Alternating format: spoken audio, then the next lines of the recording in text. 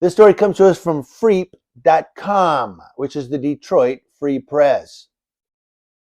Out of Warren, Michigan, remember the jail cop that punched a young guy and then the other two cops intervened, they say, as they held him down while the jail cop continued pushing his face in the floor. And then he pushed him into the cell. Remember that guy? Well, that former Warren police officer is facing a federal civil rights violation. That's right.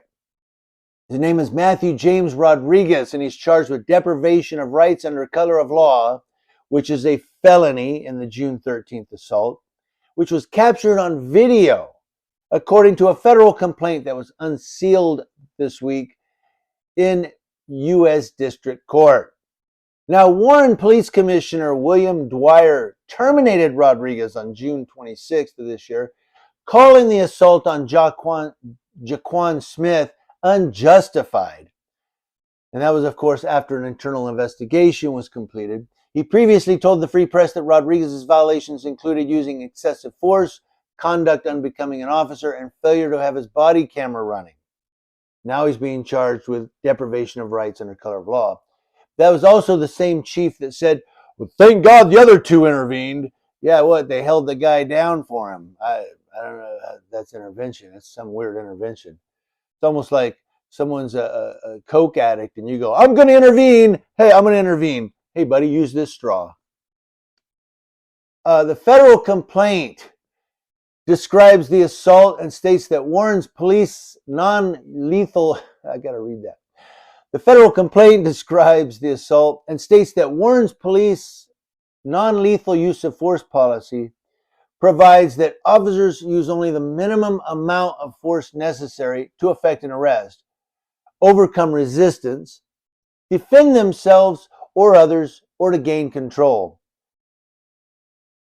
At no point prior to Rodriguez's use of force did the victim, who was already arrested, he's already in jail, strike or attempt to strike Rodriguez or resist in any way. He was just standing there.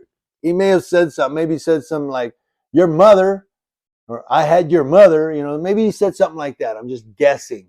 Because something caused that cop to look back and just punch him. Well, guess what? You can't punch somebody because they go, I had your mother. You just go, yeah, well, I had your father. Hold on. No, that didn't come out right. No, that's what you do. But anyway,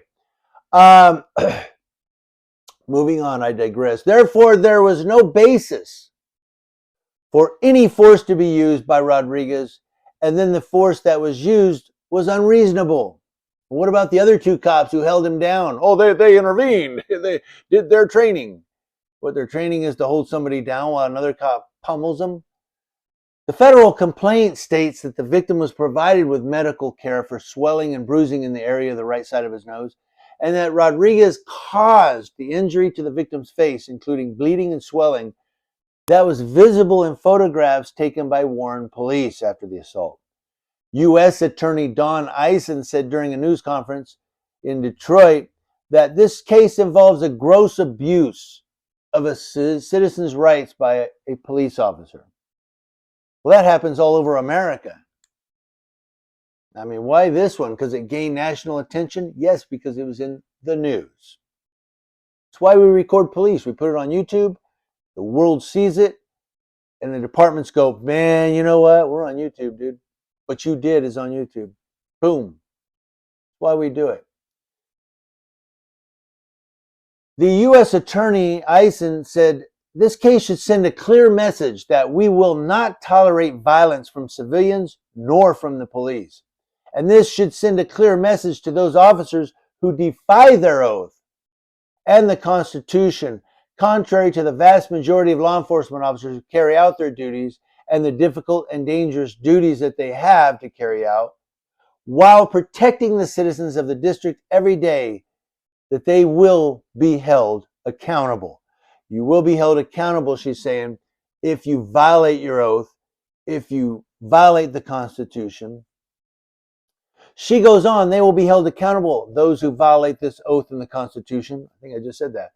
And we will be aggressive in our prosecution of these cases. It is a top priority of the United States Department of Justice and this office to protect civil liberties, and that includes the accused. So even though someone might be accused of something, they still have civil liberties until they're convicted, and then, of course, you do lose some of your rights. This one's pretty lengthy. I mean, it goes way down, so I'll let you read it and click the link in the description box. But I don't know. I'm just gonna say this here. There's a YouTuber named Direct D, and I just want to throw this out there to him. He's been trying to get senators and Congress involved in his complaint against the courts and police department and so forth. But I wanted to point something out to him, that this U.S. attorney says it is a top priority of the United States Department of Justice and this office to protect civil liberties. The Department of Justice is under the judicial branch. So contacting the executive branch does nothing for you. I just want to say that. So anybody else out there that thinks, yeah, you just call your congressman, and that's not going to work. If you feel your civil liberties have been violated, contacting the executive branch of government, they're going to go, well, maybe we should legislate new policies. We'll look into that. No, you want to complain about your civil liberties, you have to call the judicial branch. That's a sidebar. I don't know why I threw that out there. Anyway, this cop now is facing deprivation under color of law. And I hope this sets a precedent. I hope that he's convicted.